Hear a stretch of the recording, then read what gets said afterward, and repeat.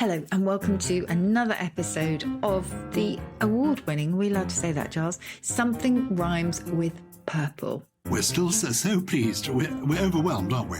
Best entertainment podcast. It's put a bit of pressure on us to be entertaining as well as being informative. But I'm sure we can the manage educational one would have been okay. The entertaining one, as you say, just ups the ante a little bit. But how are you? How's your health? I'm in very good form and I'm in happy form. And I spent yesterday with my friend Alan Titchmarsh. Oh. And Alan is, like me, the Chancellor of a university. He's the Chancellor of the University of Winchester, and I'm the Chancellor of the University of Chester. And we were talking about giving out degrees, because in the old ceremony, one shook people's hands. And Flora Benjamin, who was the Chancellor of Exeter University for a number of years, always used to give every graduate a hug. And we were wondering, will we be conferring degrees by touching elbows? And then Alan was telling me about some of the many doctorates he has. Alan Titchmarsh has got everything. And he could call himself Dr. Alan Titchmarsh. I could call myself Dr. Gyles Brandreth because I do have an honorary degree. How many honorary degrees do you have, Susie Dent? None. What? This must be remedied. People listening in to the award-winning podcaster, Susie Dent, she needs an honorary degree. But you've got degrees that you've earned for yourself, and they're the ones that really count. You have a Bachelor of Arts and a Master of Arts? Yes, absolutely right. I don't really like the tradition. I don't know if it still holds at Oxford and possibly Cambridge, where if you've done a BA, you automatically get an MA and can put it after your name. I don't buy that at all. So I did an MA and stopped short of a PhD because I decided that academia just wasn't really for me. So to call yourself doctor, unless you were a medical doctor, you have to have secured a PhD. Absolutely. PhD standing for Doctor of Philosophy, but the wrong way round. The PH is for philosophy, the D is for doctor. Absolutely right. People have often said to me, Gyles, you ought to be doctored. But I don't think they quite meant that. What is the origin of the word doctor? Why do we call medical people doctors and why do we call academic people doctors? It's a good question. And we're going to talk about doctors today in every single form, aren't we? Because we thought this would be quite a productive subject. And doctor itself goes back to the Latin docere, meaning to teach. Oh. So it's linked to docile, which meant willing to learn. And it's linked to document, actually, which was a written instruction originally. And only later did it start referring specifically to a medical expert or a medical teacher. The earliest sense of the verb to doctor was actually to confer a doctorate or a degree. And again, medicine came about a century later. And then it was used more loosely, I guess, for patching something up, for setting it to rights. So the idea of treating or altering the character of a person or thing had negative possibilities as well as healing ones. So doctrine carried that double sense of treating something for good or for bad. And the bad sense took on that idea of kind of, altering in some way. Gosh.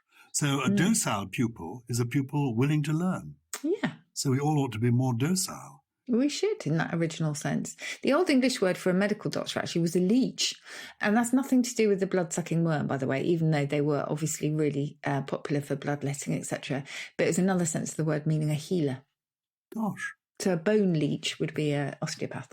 Well, let's explore doctors in the world of words, because that's what our podcast is all about. We are global in our reach. Obviously, in terms of words, the most famous doctor has to be Dr. Johnson, the man who created not the first English dictionary, but the first well-known one. Is that right? Yeah, it was genuinely the first. He was the first to attempt to chart a language's meanings, really, according to changing usage, not by committee. He took his evidence from the most important writers of his time. But it's important to note that Johnson actually set out to freeze the language because he didn't like all the slang, etc., and the low words, the cant words, as he called them, coming in and corrupting the language. So when he set out, he wanted to preserve English as it was, but he soon realised that was totally impossible.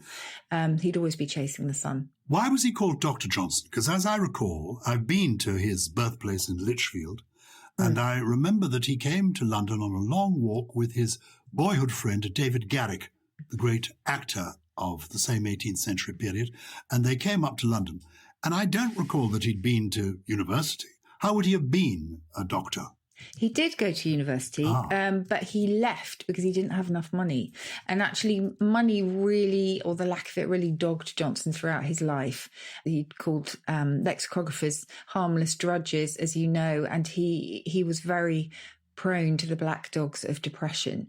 So it's a really good question, actually. And honestly, it's such an obvious one. I don't know how he then got the doctor. Well, you know what we must do? We must do some homework on this. Yeah. And actually, why don't we devote a proper episode to the world of Dr. Samuel Johnson? He's such an important figure. I'm embarrassed that I don't know that. I'm just more embarrassed because I was actually president of the Samuel Johnson Society. So, well, they'll be in touch. They will be in touch, actually. There have been some very distinguished presidents of the Samuel Johnson Society, I know. Including you, no? No, have you been one? Not including me. I was not. They very sweetly have asked me. But you have to go along there, and I could never manage the night that they went, so they would get much better people. I think the current one is Dr. Rowan Williams, the former Archbishop of Canterbury. Frank Skinner was before me. I had to give my presidential address straight after a tour de force from Frank Skinner, who'd actually done his PhD on Johnson. So Frank Skinner would know. My guess is he was given an honorary doctorate to do with the dictionary, but I know he did start uni and then couldn't finish it. So we'll come back to Dr. Johnson. We've already touched on my other favourite linguistic doctor, which is Dr. Zeus or Dr. Zeus. Zeus, yes. Because I have told you I know that my mother, who lived some of the last years of her life in La Jolla, California, met him in the local bookshop and was excited to meet him, as well you would be. And Dr. Zeus, how do we say it? I think it was Zeus, because it was Theodor Zeus Gyles, so it would have been Zeus. But I think in American English it became Zeus, because Zeus does sound a bit odd to the English tongue. And he famously gave us one of my favourite words, which was Grinch. No. Of course, he didn't invent the not Grinch. that you are a Grinch. A nerd. Nerd, that's it, in one of his books in the 1950s.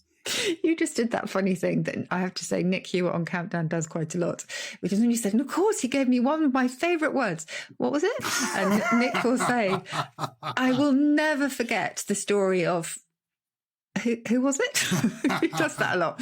Anyway, sorry, I digress. You know the story of the senior moment when the fellow is telling his friends at dinner. His wife's cooking for them in the kitchen. She's doing the pasta, and he's in the kitchen. And he's saying to his friends, we went to this amazing restaurant, this incredible restaurant.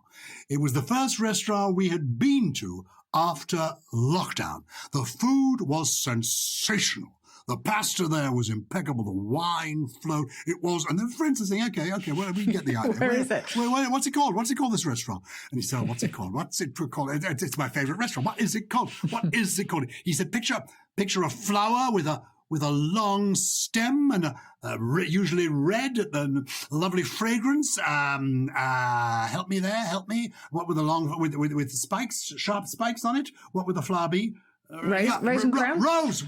Then he turned to his and said, Rose, what was that restaurant called?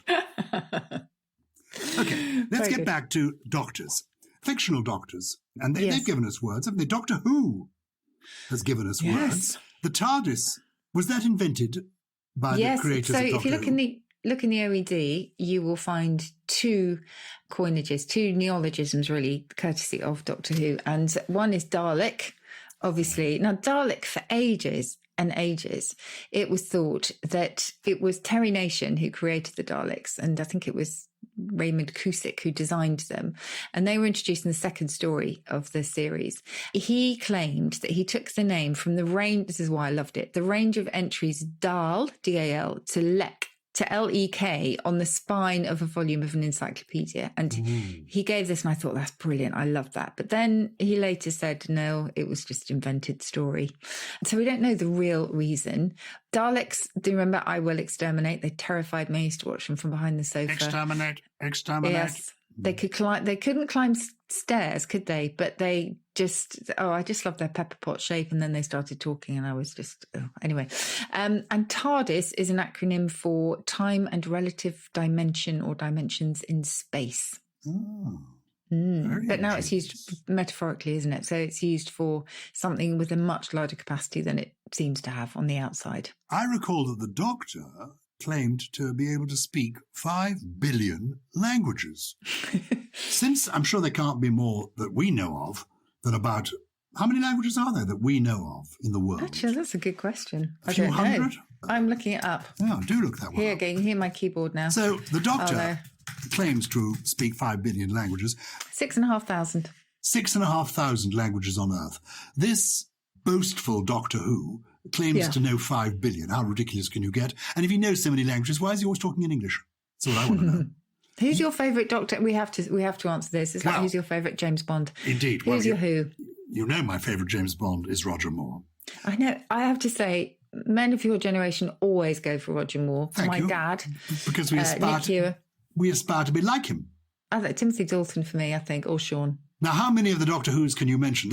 Now, feel free, purple people, to join in this game. This is one of the games, because I knew it may look, when we listen to this podcast, if it's just all tossed together like a light salad, but in fact, it's a labour of love, and we think about it, certainly for a few hours beforehand. And last night, I knew we were going to talk about doctors, and as I fell asleep, I tried to go in correct order. Oh, my goodness. I won't be able to do correct order. And I was able to, I began quite well. I began with William Hartnell, who was the first Doctor Who, and I do remember he lived near Notting Hill Gate. He had long white hair. I met him once. I met John Pertwee. He was quite early, wasn't he? He was the third. Okay. And he was a neighbour of mine, a really nice man. You will not be surprised to know that I have met all the Doctor Who's. William Hartnell was the first. John Pertwee was the third. Who was the second? He's the father of another very distinguished actor. His son is called David Troughton. He was called Patrick Troughton. Great character actor of his generation, and in a way, for me, one of the most realistic Doctor Who's. Mm-hmm. Many people loved, and I worked with him just before he became Doctor Who.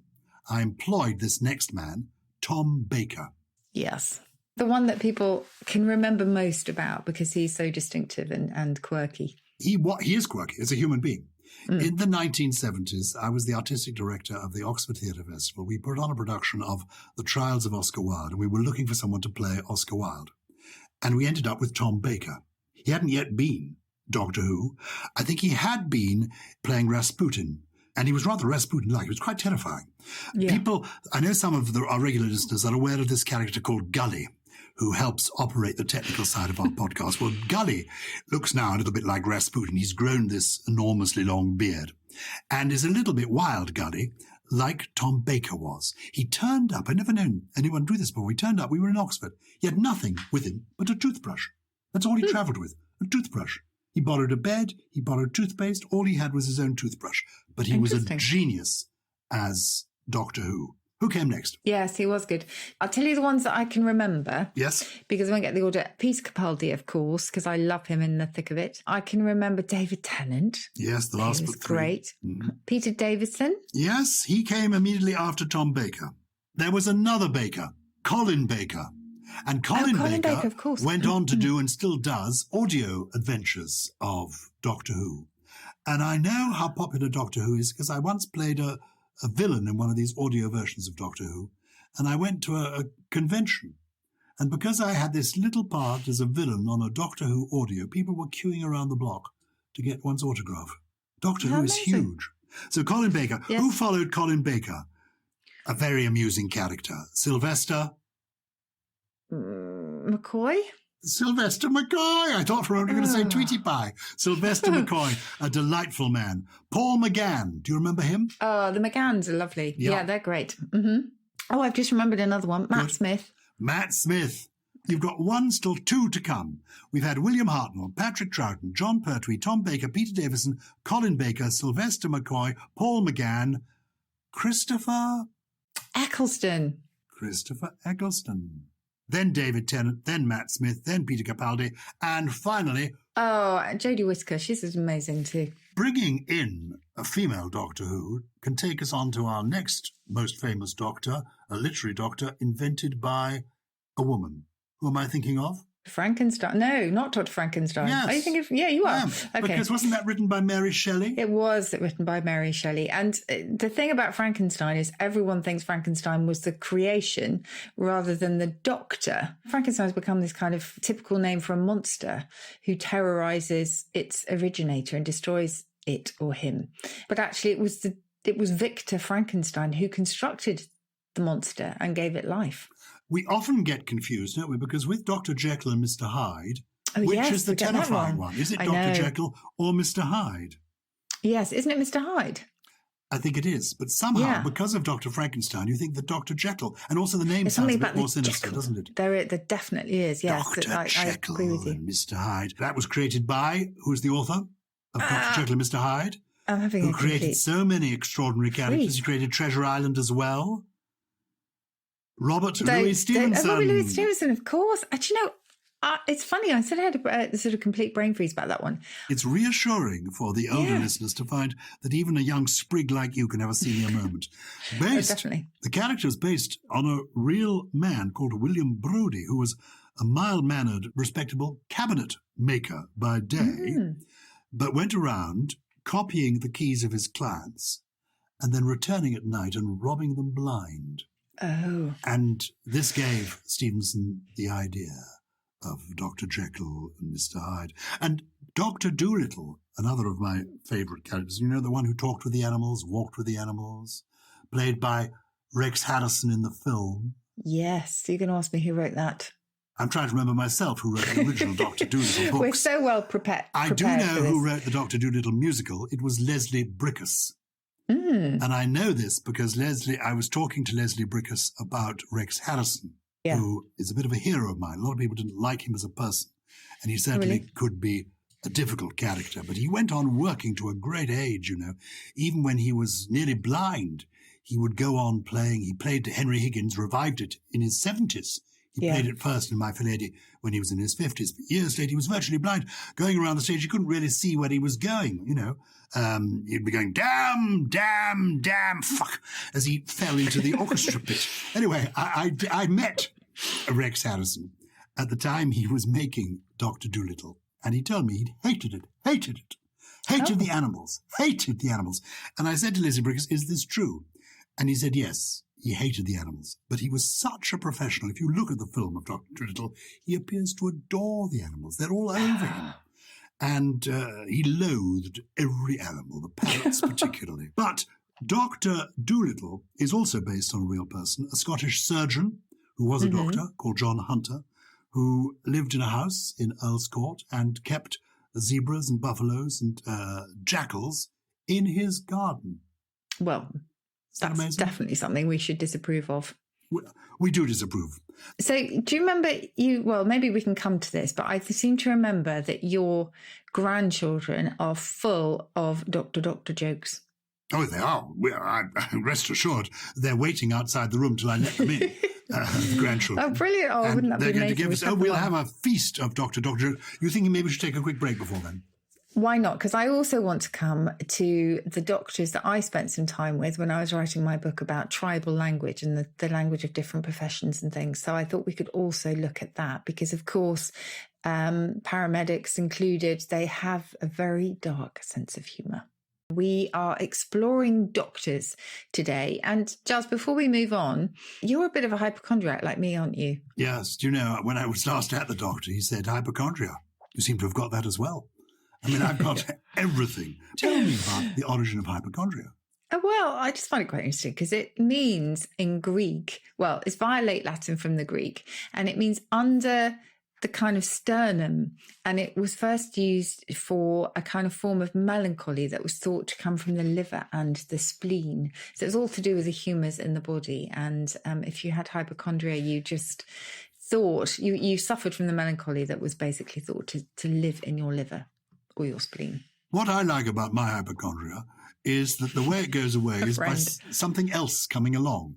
I had a period of thinking, I've had a lot of it during lockdown. Oh, God, these headaches. And then I had an itch under my arm. I thought, oh, no, what's the itch under the arm? It's a growth. I've got a growth now. And I forgot the headaches completely. And then I thought, oh, no, have I slipped something in my tummy? Oh, dear. Have I stretched doing my walking? Have I stretched my leg too far? Oh, dear. Is my hip out? So each bit, when one bit of the body goes wrong, all the other bits get right again. There must be a medical term for this, I reckon. limb by limb. I genuinely really enjoy hanging out with doctors because there is something very, very special about the way that they see the world, inevitably. And you wouldn't expect anything otherwise. But I think we talked about paramedics. I mean, they are absolutely incredible in the way they respond and in the way in which they have to deal with quite awful things. When you were with them, because you spent time professionally with them when you were doing your thing on tribal language, how different groups have a way of speaking one to another, a kind of an inclusive way of talking so that they understand one another, and it's a way almost of keeping outsiders out. What did you learn from the doctors? How did they talk? Why was their speech different from that of other mortals? I don't know if it's particularly different apart from the strain of dark humour that runs through everything. And, quite rightly so. And a lot of it is jokey. And, you only have to go online and you will find pages and pages and pages of silly acronyms for things that doctors use, many of which I think are apocryphal. But ones that I came up with were OAP for over anxious parent. Ooh. I definitely recognise that one. PADE, paid. I have actually seen that on a set of notes. Pissed and denies everything. And according to Phil Hammond, who regularly comes on Countdown, there's also teeth, TEETH, which means tried everything else, try homeopathy. But, the people, they call themselves by different terms. And you can see this if you've ever read Adam Kay's brilliant This Is Gonna Hurt, you will hear some of these as well. So the bonehead is the orthopedist, otherwise known as an orthopod. You've got the fanny mechanic, who's the gynecologist. Good grief. The Lancelot, apparently one who drains abscesses. And are known in the US as a Pokemon. Then you've got millions of different versions of things like NFB, which is normal for Banbury, that kind of thing, depending on where you are. Shadow Gazer is a radiologist. The Rear Admiral is a proctologist. Bones and Groans is the general ward. The Stream Team, the urology department. And Ward X, rather darkly, is the morgue. Don't. Yeah, that's not where you want to go. It's a bit grim. Good afternoon, Mr. Brandreth. I'm afraid your mother has been moved to Ward X. Oh, dear. dear. And then you've got PFO, piston fell over, Smurf sign, a patient who goes blue. VIP, I've seen this one as well, very intoxicated person. That's quite a regular one, I think. Oh, and so it goes on. There's a lovely one, again, I don't know if this is true, but acute pneumoencephalopathy for an airhead. I love it. Their knowledge of medical terminology is second to none, but they clearly have to have this kind of shorthand in order to relay what type of patients we really are. Well, we have listeners all over the world, and if you are a medical person, doctor, nurse, or even a patient, do feel free to let us have any of the medical terms you have come across. If you can add to Susie's incredible list, do get in touch with us. It's purple@somethingelse.com. Somethingelse.com. Without the G, so it's purple@somethingelse.com, and we will try to share some of them with you. We do actually look at all the correspondence we get, and we get a lot of international correspondence. Only the other week, we were looking at nursery rhymes, and this came in, this will amuse you, from Hugh Griffiths, who's a purple person in Australia. We did an episode, and all the episodes, by the way, are available. You can go back, there are 60 or so episodes. We did one focusing on nursery rhymes. And Hugh Griffiths is sharing with us a nursery rhyme that's famous, very famous in Australia. It's called The Magic Pudding by Norman Lindsay. It's about a bad-tempered pudding that loves to be eaten. And its rather eccentric owners, a sailor, a penguin, and a koala. It's full of brilliant illustrations, rhymes, songs, and sea shanties. It's a classic down under. I think the whole book is called, like we have a book called Mother Goose, where you'd find all the nursery rhymes. The Magic Pudding is where they'd find all of theirs. As the pudding says, eat away, chew away, munch and bolt and guzzle, never leave the table until you're full up to the muzzle. I like it. Love that. It sounds brilliant. I like the idea of that. I'm going to search that one out. There's a lovely email from Eileen Orton. I hope I pronounced that right, Eileen. He says, I've always associated the word skew-whiff or askew with the name of Anne Askew, lady in waiting to Catherine Parr. But I believe you have a different explanation, Susie. Have you ever Googled the word askew? No, Gyles? No, I haven't. Oh, do that. And you'll be in for a surprise. I won't tell you. I'll get the purple listeners to do that too. Use Google. ASKEW.